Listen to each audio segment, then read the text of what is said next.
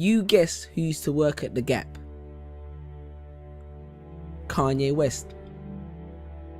Guess who used to sell hot dogs at the mall? Eva Mendes. I heard President Andrew Johnson was a tailor, George Washington was a surveyor, Herbert Hoover was an engineer, Theodore Roosevelt was a rancher, and President Jimmy Carter was a peanut farmer. Hugh Jackman, who plays Wolverine, was a clown. But look who's laughing now. You know what I noticed about successful people? Successful people take a course of action which coincides with their belief or passion. Put your hand up if you work a 9 to 5, or 5 to 9, or just any job which you don't enjoy but takes up half your time. Well, hopefully in a couple weeks, months, days, years time, you'll be able to come back to this video, hear that first line, and keep your hand down. Because how many times have you visualized taking a pen from the manager's desk, or the one the cashier keeps behind the till, the one your supervisor places it strategically in their hair, or the one the security guard keeps behind his ear for extra intimidation, and writing your resignation? Because there's nothing wrong with making an honest living, but be honest, are you honestly living? With this menial job which allows you just to stay afloat, yes, a job, a job, which leaves you just over broke every single month, living your life just for the weekend, living life just on the weekend, because the other 5 days belong to your manager.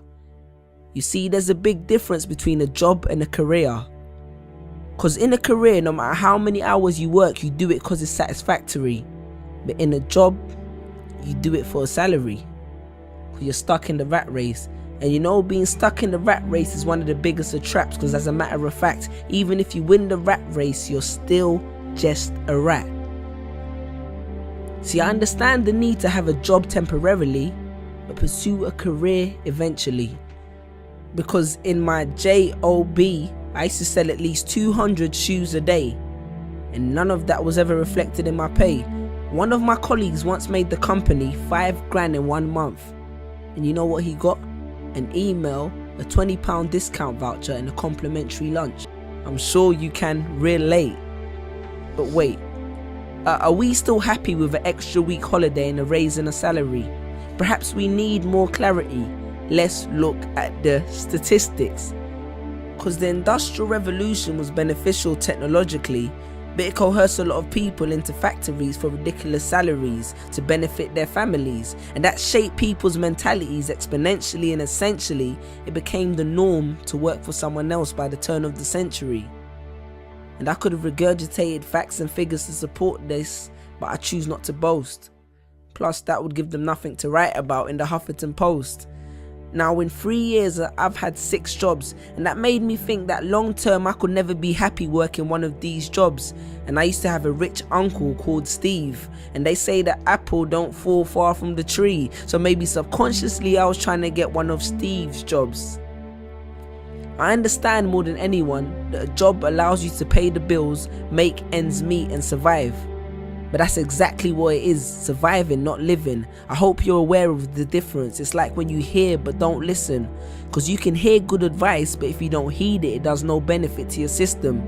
The same way only knowledge with application is wisdom. I hope you're creating the distinction. Sean Corey Carter said it best. 9 to 5 is how you survive, and I'm not trying to survive. So he strived hard for his dream, and look where it took him. So bear that in mind next time you drive past that arena in Brooklyn. But then again, survival is the only trait that every human being has in common.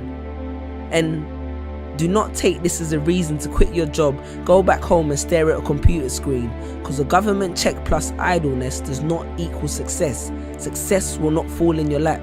In my family we have a saying. It says, if you really want to grow trees, pray for rain, but don't neglect to water your seeds. Chase your dreams. Because I wrote this on the back of a pay slip on a late shift, the grave shift of slave ship for makeshift wages. Google the term corporate sharecropping and you understand what I'm talking about. If somebody wants to do these jobs, then let them. And from the bottom of my heart, I respect them. Because I once met a garbage man who was the happiest man that I've ever met.